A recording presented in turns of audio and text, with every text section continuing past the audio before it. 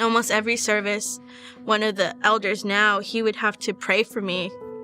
And I would never tell anyone that I was sinning because I knew, I was like, if they find out, I'm going to be sat down. And I'm tired of being sat down. Like, I'm tired of going through this. And so then I would always tell myself and tell Joel, I'm like, maybe we should just take a break. Maybe we should just stop, chill out. But it was like my desires overcame me every single time. And I couldn't bear the thought of not being with him. And so then I compromised. And so throughout the week, I'd be having sex. And then on the weekends, I'd be leading worship. I was raised in a church family home, I guess you could say. My family is Pentecostal. And my whole life, like, I was even dedicated to the church. But it was very religious. So we would go to church, but because of my parents' divorce, we didn't speak Spanish. And so we would go to a Spanish church, but we wouldn't understand a thing. We would kind of just be going there. So growing up, it was just very shallow. I didn't have a relationship with the Lord. I got baptized at 13, but because of the protocol at church, I really wanted to sing because I'm a worship leader. And so the protocol was, if you get baptized, then you can sing.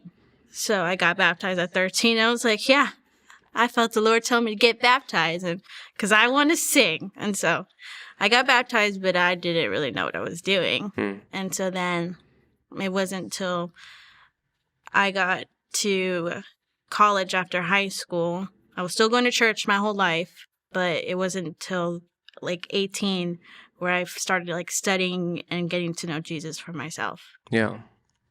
Can you share with us some of your experiences? You have a past with trauma in your life.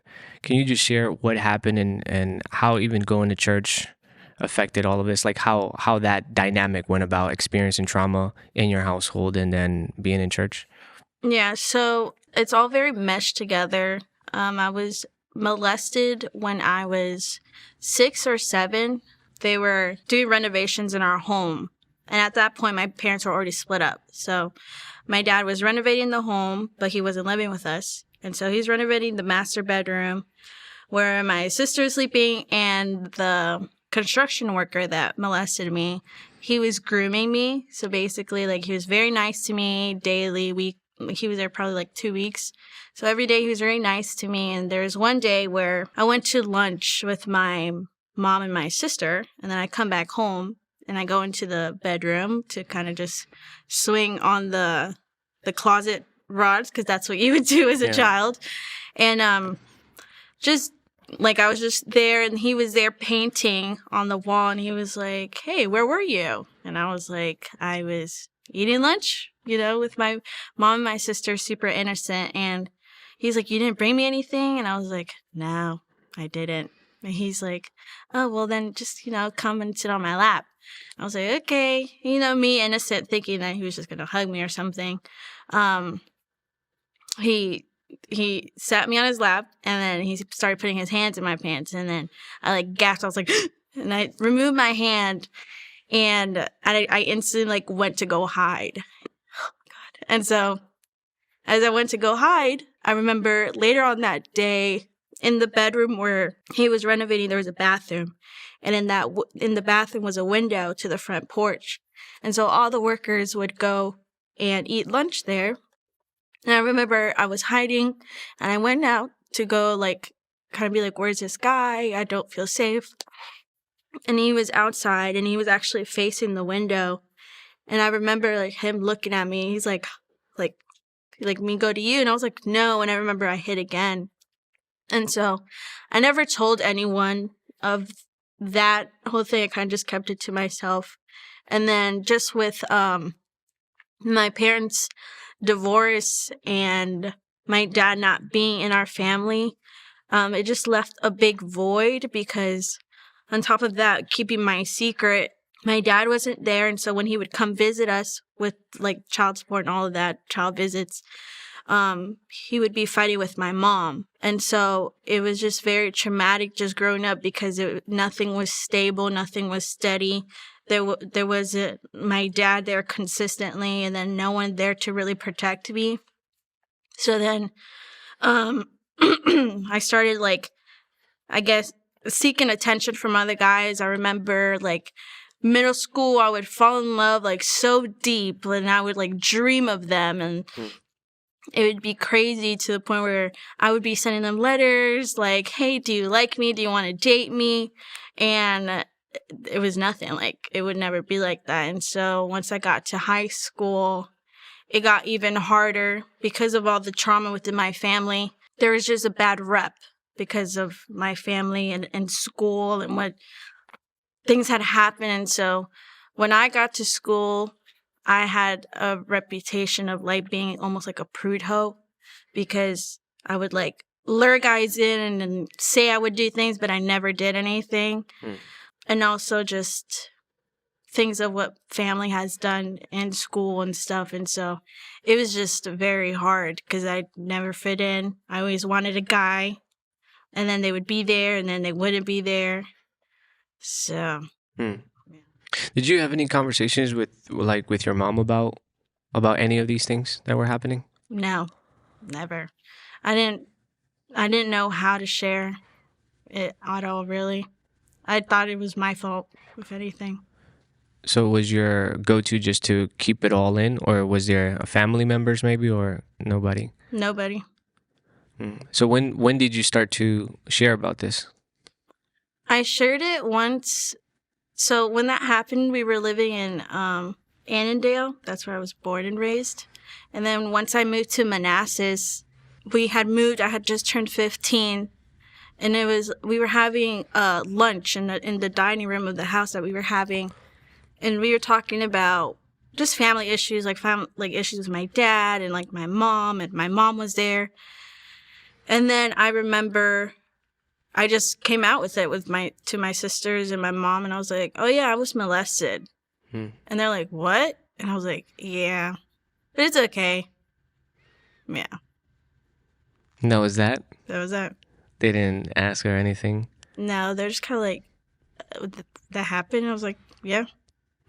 How did that make you feel any type of way that they didn't ask or say anything? No, because growing up, I was always like, it's okay, I can defend myself. No. Yeah. So how did you start coming into relationship with Jesus? So I was going to community college, and I had met this guy where he did, like, a Bible group, almost like a church campus or ministry thing. And so he was, like, an apologetic. Like, he would read the Bible and, like, just go, like, study so deeply. And I was like, oh, like, I want to be like that. And so he actually, like, was teaching me. Like, he would come over to our house and, like, he would read the Bible, and I would ask him questions. And then even then, like, he actually, for the first time I've ever heard anyone sing the scriptures. And so then I was like, oh, and he played the guitar. And so, like, he really, like, instilled that, like, oh, I can do that. Like, I can sing the scriptures. I can read this word and be like that. And so that's when I really started. He encouraged me to read John. That was the first thing to read. And I was like, okay. And so I remember I was reading it in my living room, like, on the couch, just laying down with my NIV Bible and, like, folded. And I just wanted to study. And I remember I read it, and I was just crying because I was like, I never knew this about Jesus. Like, I didn't know this is why he died. Like, everyone was, Easter Sunday, growing up in church, like, resurrection, everything. But I didn't know it for myself until I read the Bible. Tell us a little bit more about how you, because obviously you're leading worship today at a church, but how did your relationship develop from there?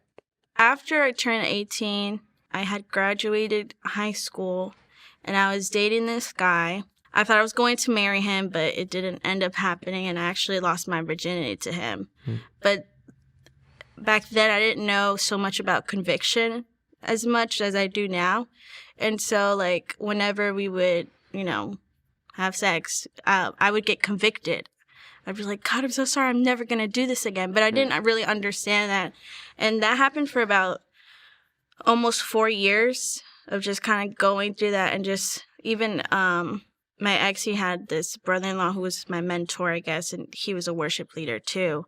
And so he was like, you can't be doing that. But he was much more legalistic. And so it was just, I was getting to know Jesus, but at the same time, I was still stuck in my own sin. And so it wasn't until we broke up and just dealt with undealt depression and anxiety. And I even growing up, like I had binge anorexia and anger issues. Like I had anger therapy. And so like all of that was just like pushed down. It wasn't dealt with. And so what is binge anorexia? So like anorexia is like when you starve yourself because you feel like you're fat. Right. Binge anorexia is you feel like you're fat, and so for a couple of days or hours, you won't eat until you're like, okay, I feel good enough. And then you'll start eating again, and then you're like, wait, I'm gaining weight again, so I'll stop eating. So how did you come out of that, or how long did that go for? That was a long time. It became so normal, like part of my life, that it didn't really stop until I came to like full deliverance and to Nova Hub Church. Wow. Can you tell us a little bit about that, about going through deliverance and what led you to that? Yeah, so after me and my ex that dated for like 3.5 years, we broke up. There was like 3 weeks that we broke up right after the breakup where I was just like crying, super depressed, and I actually started starving myself again. I was like, I'm ugly. Like, he never told me why we broke up. And so I'm like, like, God, like, just put us back together. Like, why would you do this? Like, everyone leaves. No one's consistent. And then I switched my question. Instead of saying, why, God, I said, what? What do you want me to do? And so my brother, actually, he was going to House of Antioch at the time. And I was still trying to find a church. And so it was like in transition between churches. And so I eventually, Prophet Jordan, he had a conference, Supernatural Millennials. And so then that's where I actually started my deliverance process. One of the guys that were preaching, he called me up and he was like, every spirit of suicide come out. And I just remember just screaming and just going to the ground. And so then after that, couple weeks passed. And then I go to Starbucks and I find my brother and Prophet Jordan there. And then Jordan starts discerning me and basically reading my life. And I start manifesting at Starbucks. Wow. When you say manifesting, what did that look like for you? Because of the anger and depression, like I just remember I'm sitting there at Starbucks and I'm just like my fists are so tight and I'm just like breathing so deeply, crying. And I do remember like people started turning around to look at me. And mind you, like we're in the corner, like I'm like, oh my God. And so I remember Jordan, he's like, okay, I'm going to pray for you. And then next weekend I'm going to put you through deliverance. So then I remember he lays his hand on me. He's like, peace in the name of Jesus. And I'm just like, and then I was like, what the heck was that? Like, I had no idea because I was never introduced to deliverance until all of this, really. Right. Right. So then that following weekend, I went to House of Antioch. We were all praying, and then he calls me up, and he starts praying for me. And then he's like, every spirit of suicide, every spirit of depression, every spirit of sexual immorality, because while having sex and all that, I was also masturbating and stuff. And so all of that. And I just remember I started to vomit.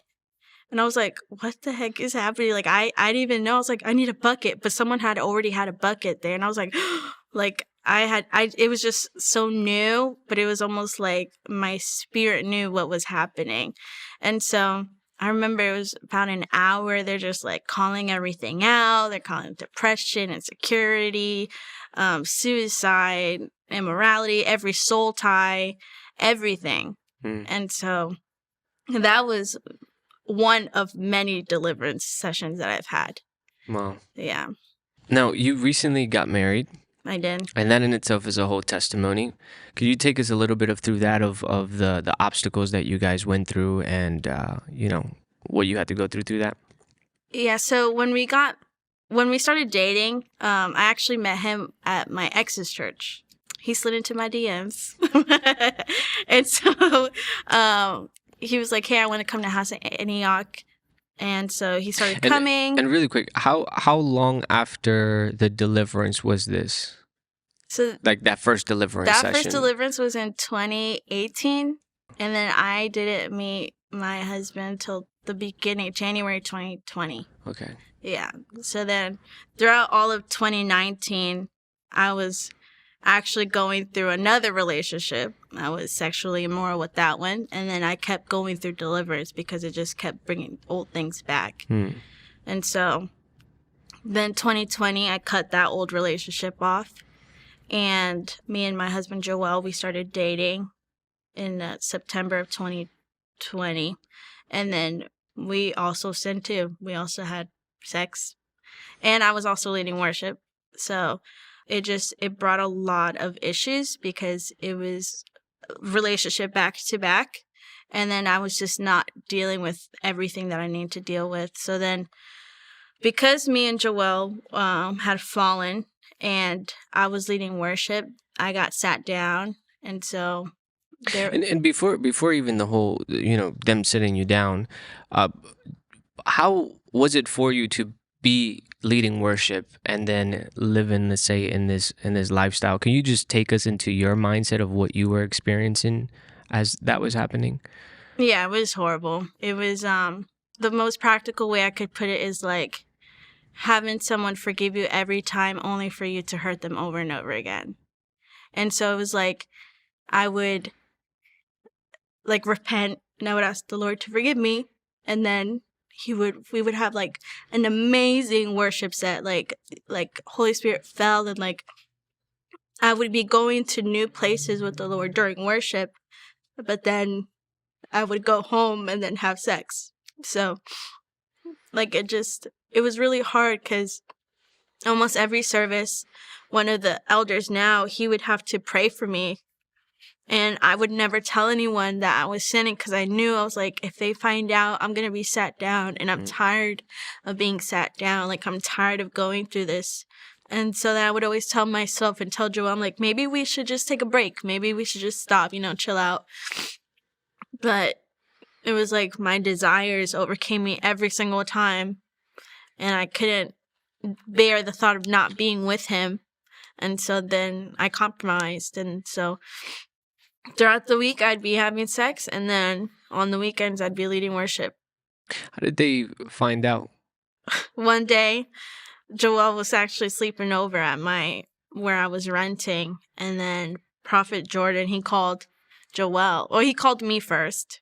And I didn't answer. And I was like, it's like 11, 12 at night. And I'm like, he doesn't call me. And I know when he calls me, it's because he picked something up in the spirit. And so then he calls Joel. And I'm like, Joel, don't answer. Don't answer. And he's like, nah, I got to answer. So he answers. He's like, Jordan's like, where you at? He's like, I'm at Elia's. He's like, should you be there? I'm like, no. And so then he's like, okay, we'll go on home. But he was just being, him. So then he texts both of us. He's like, I would like to have a meeting with both of you. And that was a Saturday night. I had to lead worship on Sunday. So then Sunday, I had the meeting with him. And then he's like, you need to get restoration. He's like, you're not leading today. And then he's like, you won't be leading for a while. And so that was horrible. What was that process like, of that process of restoration for you? It was hard in every sense because I still wanted to be with Joel. And I knew, I was like, but I need to heal. Like, I need to get myself together. Like, the reason why I'm stuck is because I keep falling in the same cycle. And then it'd be hard to show up every Sunday. And I had to sit in the front row. Like, I didn't have a choice. I was told to sit in the front row.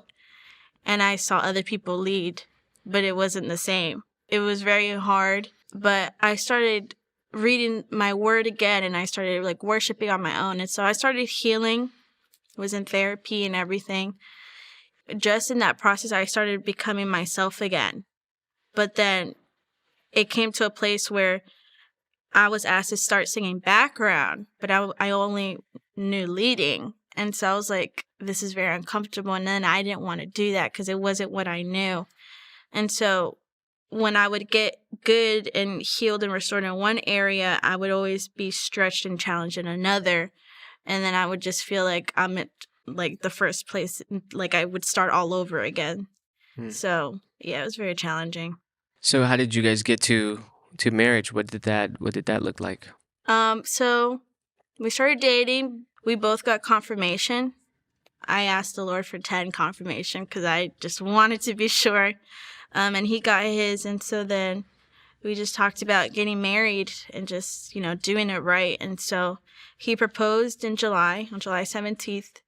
And then we were still sinning. And we planned on having a wedding in December. But because we were sinning, we wanted to do it right. And I was starting to get back into kind of like leading worship, or like at least getting myself back into that place. And so then we asked the Lord, like, hey, can we get, like, if there's any other date, can we get married? And so we both got August. And then we ended up just choosing a date, August 19th, which was a month later after getting engaged. So we did that to honor God and to just honor ourselves. Like, we don't need to be like this anymore. We got to pass through this cycle. But then after approximately like 3 weeks after we got married, we were just hanging out.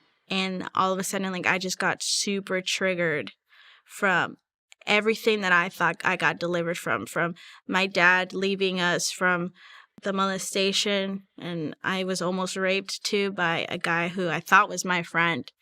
And so all of that got brought up, and Joelle walked me through like a prayer where like I just had to forgive myself. Like that stuff wasn't my fault. I didn't set myself up to do that stuff. But then like that happened. That was a Saturday. Then Sunday we had a service, and Holy Spirit just came on me, and I was praying with my spiritual mother, and then I went through deliverance all over again for forgiving my dad for leaving us, and the rape and everything, and even forgiving my ex for leaving me without letting me know why. Where are you at today? Today, I am leading worship again. Me and Joelle are constantly like kind of just getting the groove, meshing our lives together. But it's also challenging because after being in sin for so long, it's so weird to say, but it's uncomfortable not being in sin, if that makes sense. Like now it's like I have nothing to stop me from getting to the Lord. But because I've been so stuck for so long, it's still like unraveling week to week, month to month, like kind of just getting to where I'm at today. Yeah. What do you feel the Lord wants to do through you in these upcoming years? Really just to restore myself, and then with that, helping restore others. I know one of the things that the Lord has called to is even my own family. And so just kind of being in a place where I've been healed and restored, and now I have to watch my family go through what I had to go through. It's just kind of painful, but also, very sweet, because the Lord's been gracious to do it in me, so I know He's going to do it in them. Also just obeying, like I know I have to go to school. I eventually plan to get my PhD in clinical psychology, and then opening my own residential facility, because my heart really is for kids in broken families and addicted to anything and everything, because I've been around it and I know what it's like to be addicted to something. Elio, why do you choose to follow Jesus Christ? Guess I've experienced Him so much that I can't. It would be foolish of me to just walk away from everything I've experienced and everything that I've felt and I've seen. And just learning more about Him, I just fall in love with Him, like if He's, human, like if He's Joelle, So I just choose Him. But it is hard to choose Him every day, if I'm honest. Like, even this week, He would be like, come and pray, come and spend time with me. I'm like, no. But it's a breath itself. Yeah. What can you say Jesus has done in your life? He's done so much to the point where he provides for me. Like, even just looking back, I'm the first in my family to get my own apartment, like on my own. Got myself a car. I didn't stay stuck and bound to my old life. I'm not depressed anymore. I just see life in a different way, and it wouldn't have been like that without him. What can you say to women who may be in that same position that you were a couple of years ago before being married, and maybe have gone through similar traumas as you? What can you say to those young women or women watching? To have grace for yourself. There's just some things that are just out of your control. And the only thing you can do is kind of just be still and kind of just take a deep breath and step out and just spend time with the Lord. Develop that relationship. Really, because if I didn't further develop my relationship with the Lord, I'd probably still be where I'm at. Where I was, a couple years ago, even last year. Yeah, or worse too. Yeah. Yeah. What are some last words that you can offer up to anybody who's watching? It gets better. It gets better, but it's also your choice. Like, I have to consistently choose myself and choose the Lord, even when I feel like I don't want to. It's reminding myself that I deserve this. Because, being a child of God is our inheritance. So if you can't embrace that, it's so hard to embrace everything else. Yeah. So it's just embracing every moment, all the growing pains, all the hard parts, and just even the good moments, just embracing it and just loving every moment of your process. Because though it hurt for me, I can look back and just be grateful and say, like, it was for his glory. Like, and it has nothing to do about me, but more so what I can do for others because of what I've been through.